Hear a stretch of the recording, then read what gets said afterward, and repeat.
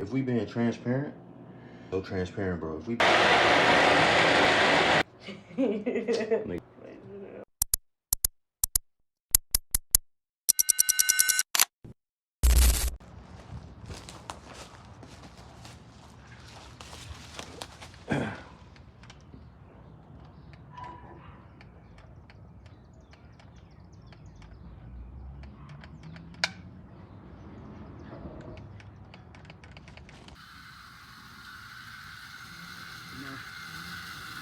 Session 1, we gonna post the before, and then we gonna post the after.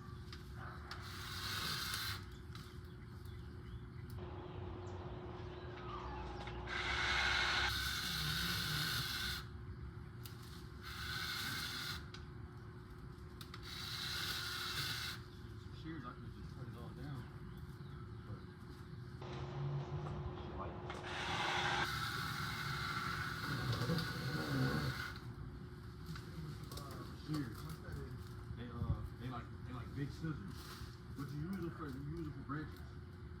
You know what I'm saying?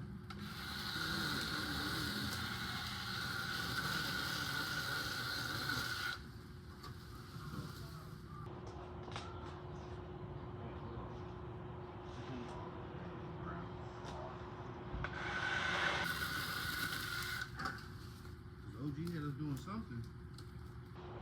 That one summer. Yeah. So I know we ain't half stepping. This shit is, I know. Yeah.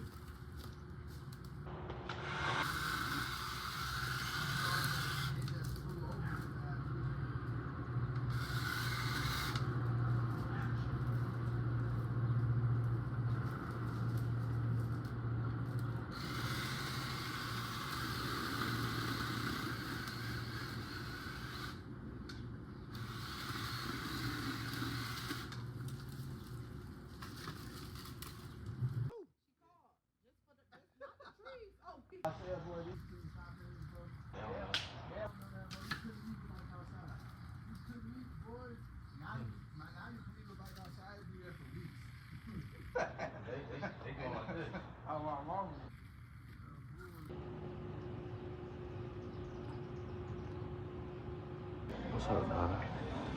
We just shopping as guys. Ain't this funny?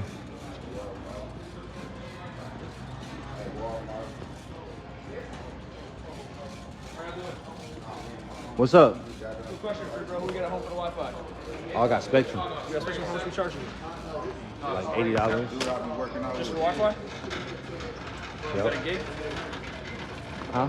You got a gig or like you got 500 megabytes? I don't even know. You don't speed? You got 2 boxes or one? One? Punch, you can see it around the corner. That's the one where you punch a motherfucker and you hook them and you can see it from around the corner. What Oh this? my mama, this bitch so nasty That though. bitch nasty. That this, man. Yeah, no, you gotta go then. crazy. Then get it. Fuck is you talking about? Ain't no streamer. No, what you mean? Ain't no streamer. And on all the game. You know the game? Oh, you on the thing? Yeah. You know the game? What you play? I'ma start Because if off we get into with some 12 games. I'ma start Hey, off so with the 1200. oh, so it's only 250? No, it's For the 12, the it's screen. 1300. It's 13 Plus for the the monitor. plus the screen. It's 13 for the monitor, and then it's 250 for the. So what you gonna do? What's the name? Which one? I'm gonna start off low, Which one? What's low? but I might see what I might do is But you gotta be in I one, might like go. you gotta get in like I might T. go here and get that screen. Fuck, it ain't no $1,000 monitor. The computer is what the price is. That's the computer is $1,300. The screen is $250. No, I'm talking Yes. about this is a monitor. This is No, what this a called. monitor is a screen, fam. No, they when you own a PC, they call this the monitor, bro. Bro, you No know what you talking bullshit. about. They call it said right there. That's what I'm saying. Hello. Like, when I got out, he said, "Oh yeah, bro, I shot the video."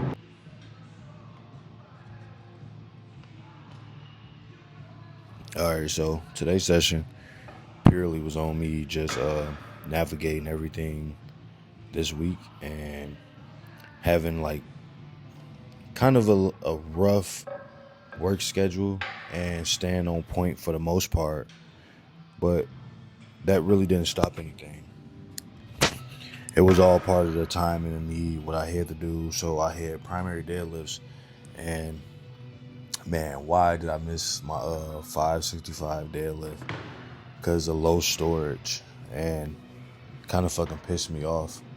Because at the end of the day, I was fucking working real hard to get to that point, and with me not being able to record that, I really visually, I know how I felt, but visually I didn't know how good I did, if I did good at all. That was part of it. We 7 weeks out.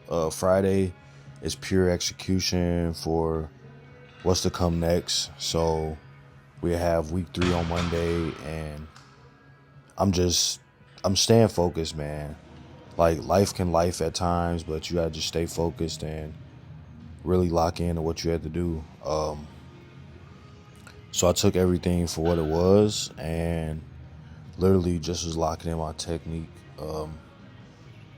That was like the main focus of this session, because with deadlifts, they were on until they off. Like, if you know how lifts go. Like, sometimes they be on and sometimes they could be off. So that was like the main thing with that, and I was highly fucking confused because I was like, shit, like I was so much on point.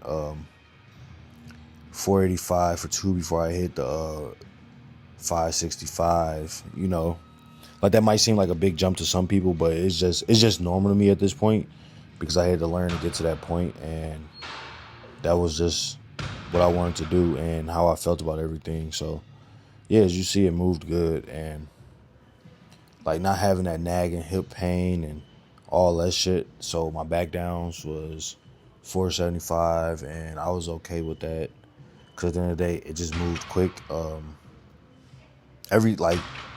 I think last block, my whole problem was staying heavy too quick, and I kind of paid for it in a way where I had to dial all the way down and kind of recreate myself. But like I said, starting 18 weeks out for a meet, it was crazy, but I wanted to commit to something, because at the end of the day, bro, it was like I was sitting around just training, just working, and it was time for me to commit to something like I always do. So that was like a key thing for me, and yeah, it was just something I had to do at that point, and I had to master that and feel good about it.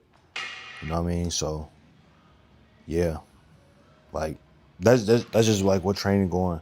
Squats, they have been on point, and I don't want to push them to the point where it's like I can't do them. Like, depth, everything has been grand. Everything has been what it was supposed to be. So with that being said, it's like I really can't trip right now, and I'm going to keep doing what I'm supposed to do when it comes to squats. And that's really being underneath that bar and not thinking about the depth, but hitting depth every time that I get under the bar. Because with stiff sleeves, you are supposed to put more pressure into them when you squatting to get to that depth that you need. So it was more of the hip pain than anything. So when that went away and everything else was feeling good, I just dialed in onto it like, okay, cool, we fine. And I just stayed at that point. So that was just a key moment for me, this block, in week 1. Me being able to do that and really, really like be able to do what I needed to do, you know? So that was fucking key. And I'm not shying away from that because I feel good right now and everything is moving how it's supposed to. So with that being the case, me taking my time with all my lifts and really just staying focused has been helping me a lot. And I can't complain about that at all, you know. Eating right and doing everything else right has made every lift feel good. So I got a lot more work to put in for these next 7 to 6 weeks, and I'm not happy where I'm at. You know, I'm not happy because the job's not done. And when it's done, then we can elaborate on that. But until then, I got to stay focused, got to stay on point. I got to keep being great. I got to keep showing up. I got to keep doing the hard shit.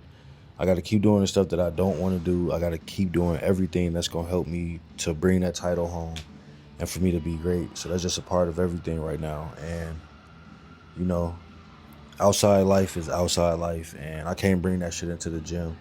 So when I come in there, I got to just focus and be on point. So that's literally where I'm at, and let's go. And for me, a man is powerful. And for me, power is the recognition of necessity. I finally got in control when I took my motherfucking self out of the equation. I had to build these men up around me to build myself. And in the process, I had to be the example. It was no longer about me. It was no longer about my feelings. Be fucking honest. Be honest. What the fuck's holding you back? It's how you feel, right? It's what you feel. Fuck your feelings. Fuck them. Let's get some motherfucking progress. And the biggest factor is what you're passing on to those around you. If you look within and you really become truthful to yourself about where you're at, is that what you want for your kids? Is that what you want for your people? Is that what you would want for you? Don't sell out your motherfucking vision for external shit. I don't care if you can't pay the bills and you're working on your vision. Those are the people who make it. When you don't give a fuck about your external situation and you just follow your heart, you follow your ultimate vision, the universe bends in your favor. Every story you ever heard of that was a massive success story was that motherfucker who had $2 in his pocket and chased his fucking vision.